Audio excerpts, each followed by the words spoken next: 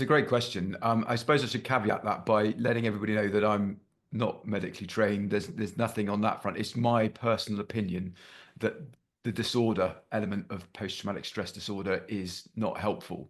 Um, and it comes from the fact that the things I've been learning over the 8 years of exploring how to help people that are really struggling with things in life. I've had the joy of being able to work with some really amazing people. One of whom is a American psychiatrist called Bill Pettit, Dr. Bill Pettit, and um, Bill's quite clear about his view on things. Um, he is still, in his 80s now and has just recertified, coming out of retirement to start practicing again, um, which is fantastic. He's got a real passion for helping people, but what he noticed was before he started understanding that we as human beings are designed to thrive in any circumstance. Before he came across that as an idea, he'd been practicing as a doctor for about 20 years. He saw people as being really sick, and that his job was to try and alleviate their suffering to the best of his ability. And that makes absolute logical sense. Um, but when Bill was introduced to this idea in terms of we're all designed to thrive, he got curious about, well, if that's true, why do my patients present the way that they do? And how is that helping them thrive?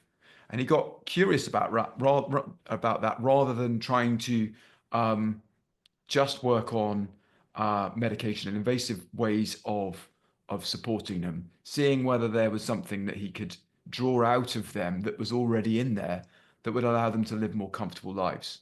And um, the reason that medical conditions get given a name and end up with some form of disorder tagged on the end tends to be a relationship with the US medical system in terms of if it's not categorized somewhere, then you can't claim for it on your insurance. Um, and as a result of that, things have got categorized and recategorized, and there's a thing called the DSM-5, which contains all these conditions in there. One of which is post-traumatic stress disorder. Now, I personally struggled with some of the things that my friends were explaining they were going through as part of their recovery. Now, there's nothing wrong with them intrinsically. It just looked like that they were picking a scab rather than um, preparing themselves for the rest of their lives. It was more about going back, trying to heal demons in the past to be able to live now in the present. Um, and I knew that didn't feel quite right for me. I just got curious about it, and that curiosity led me to getting playful with things like the word disorder, because it sounds like there is something wrong with us when we get given a label like that, and that's really, really harmful. Um, there's nothing wrong with post-traumatic stress. It's a really, really helpful, normal human condition that comes around as a result of being exposed to or witnessing or hearing about something distressful. It's trying to keep us safe and allow us to take a step back from the world and slow down a bit so that we can come back. The way that I try and describe it is the similarity um, between physical wounds, the pain that we get if we cut ourselves, is serving us. It's not pleasant.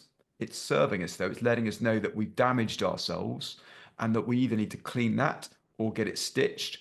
And that's as much as we really need to do in terms of physical intervention. The magic happens from the inside. The body is designed to be able to heal things. And it's the same with us mentally. We've just created a world where we think that that's not the case anymore, and that there are certain things that we really need a hand to get through. And that hand needs to come from someone with lots of letters after their names and experience. Um, and while there's an element of truth in that, the world does need Bill Pettits, it does need psychiatrists. Um, we don't all need them all the time. And actually, the best medicine, um, if medicine is the right word, is the care and love of our family and friends. And that's not to say that that's not available to people, um, but we have this tendency to worry about stuff, and that worry can get in the way of us either putting our hand up and saying, "I'm struggling with this," because we're worried that our loved ones will worry, and from a loved one's perspective, worrying about not knowing what to do.